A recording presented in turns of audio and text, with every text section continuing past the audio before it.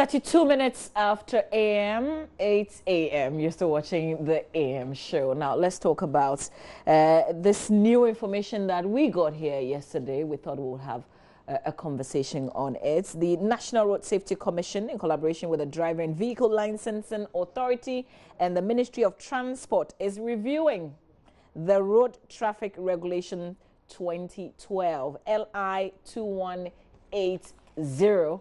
What is prompting this action? Let me introduce to you my guest who is here.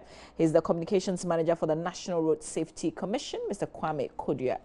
Good morning to you. Good morning. Can I ask why the National Road Safety Commission is starting this process of reviewing the regulations? Well, thank you and good morning to your viewers. I think it's been part of our program from last year to try to look at the document. This law came into force in 2012. Prior to the coming into force of the document or the regulation, I think that we had introduced quite a number of new provisions that will address issues that had emerged. The last time that document was reviewed was in 1974. So naturally, time had elapsed. Some emerging concerns had arisen. A number of research works have been carried out. The data and trends had been observed over time, and certain conduct had to be regulated or tinkered with. So from 2012 till 2017, a number of posts coming into force, a number of concerns have also arisen in the course of trying to implement the legislation.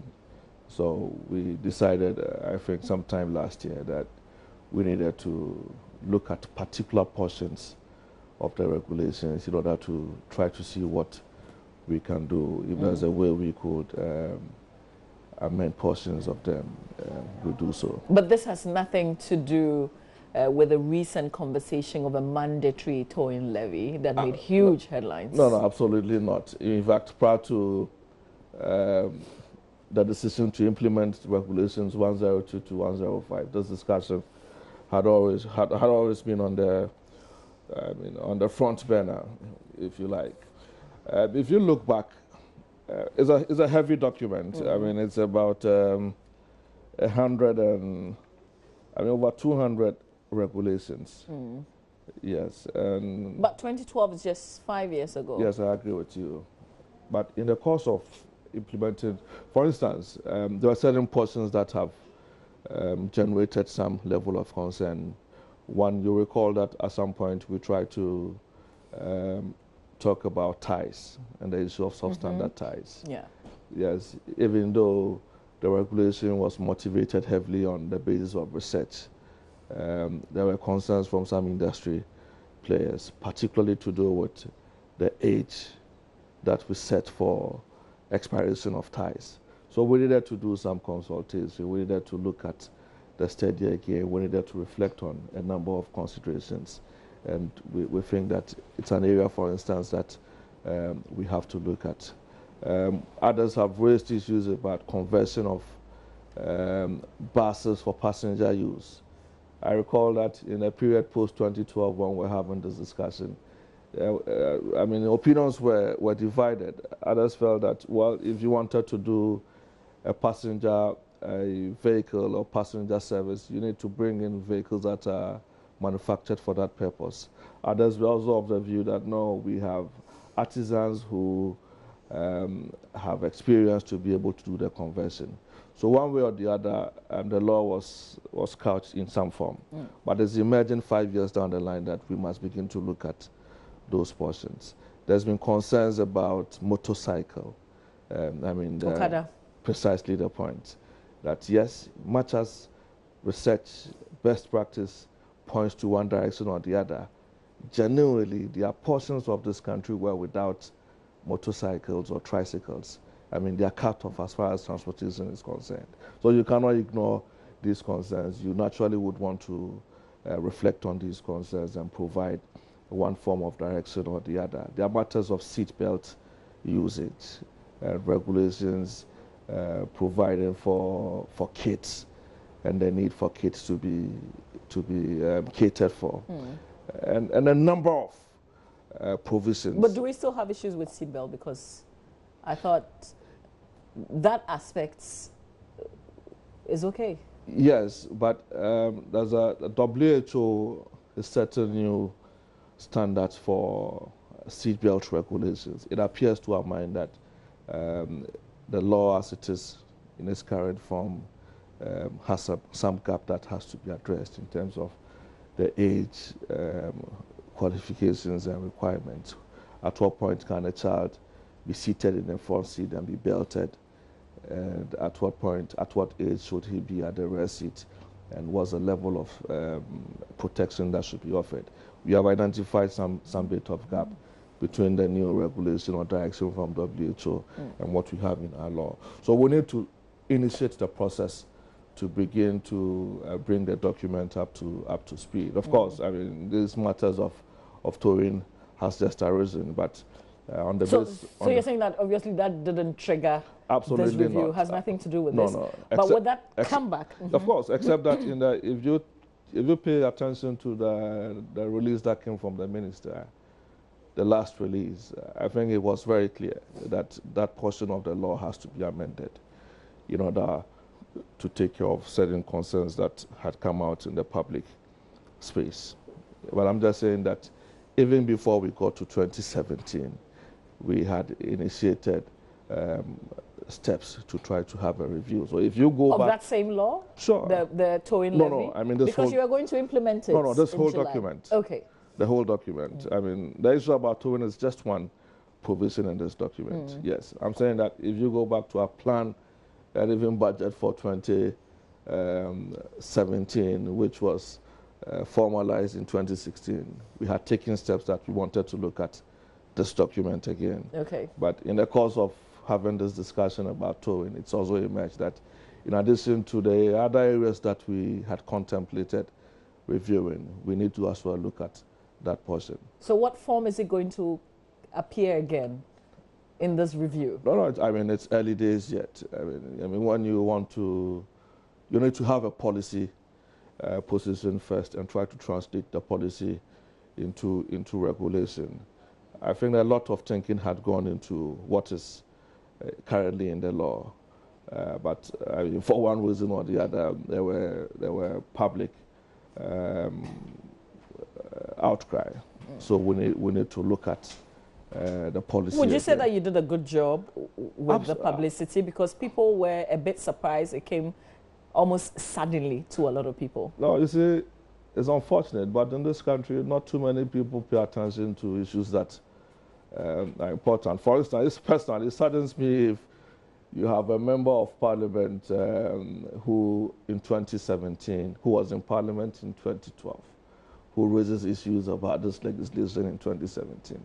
This document was in parliament for 21 days. But you know that it goes to a very special committee, so not all members of parliament will have the privilege of knowing that there's something before a certain committee that will pass after 21. Yes, it goes to it goes to the subsidiary legislation committee. Yes. But every parliamentarian that is minded about laws that affect his constituents should take interest in whatever happens in all other committees, to the extent that their constituents are involved. I mean, this document was never put together in secrecy.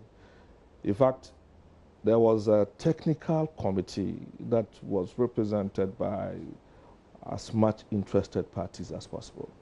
Even it's always difficult to have private vehicle owners represented, but often you try to fill in that gap with civil society actors.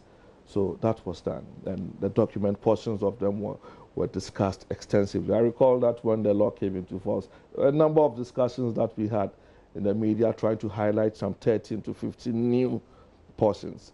But I mean, naturally, we don't pay attention to. So it's just our fault that we didn't update ourselves enough? I think that partly, I mean, we need to say in that gap, yes, but some efforts were made. I mean, the run-up to this implementation, we started by going around the country. You would agree with me that public sensitization doesn't happen in a day.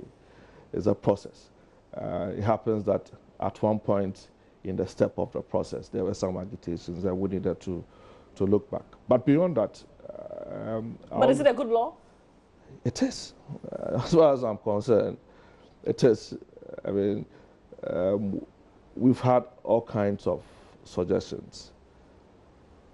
From where we sit as a commission, we have tinkered and experimented with some of those options in the past. It didn't quite yield as much effect as possible.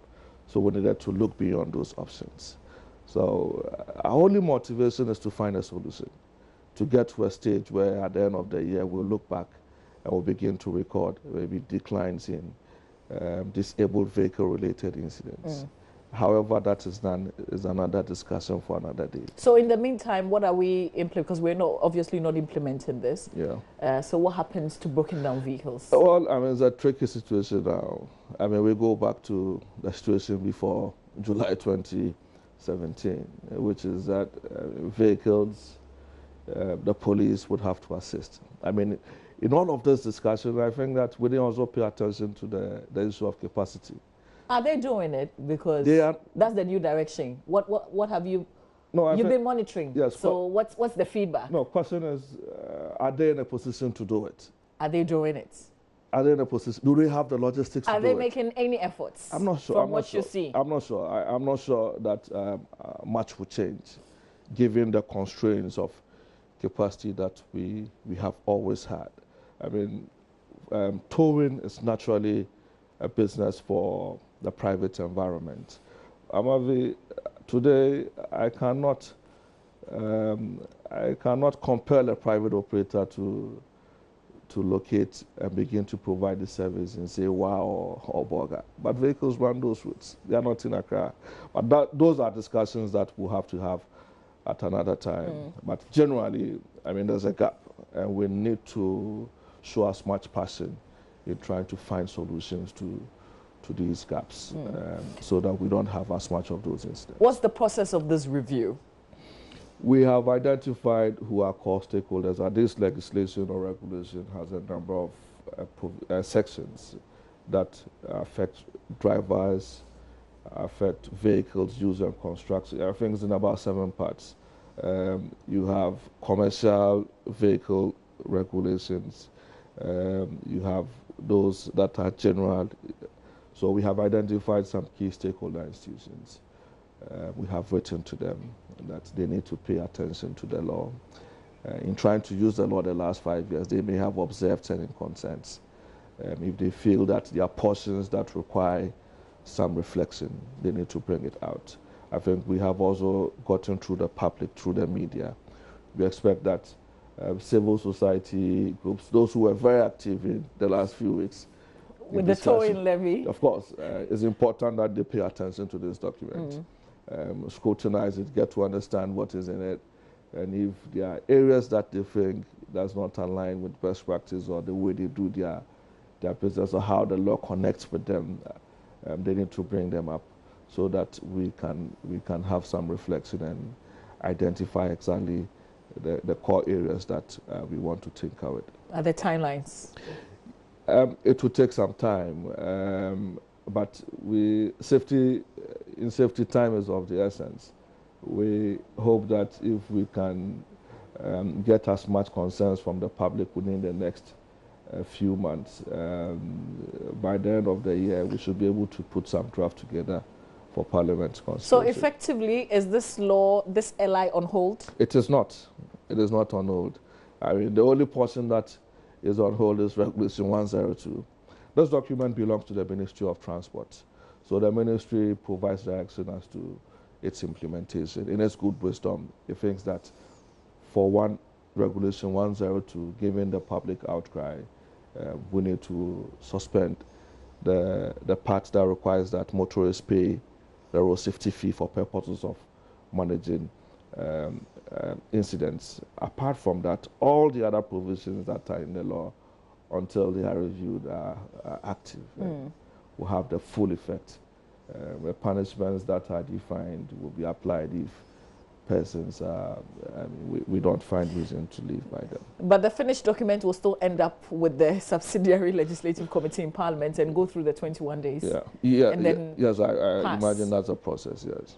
Okay. Yeah. So if we miss contributing, making inputs, and also making inputs at that point, then it also becomes a law. Yes, yes. So that's why we have taken the trouble to let the people. But it's curious. This is not too old a law, and you're going through this extensive process. Not extensive. I said from the beginning that we have identified quite a few portions that we want to amend, given what have emerged between 2015, 2012 and now.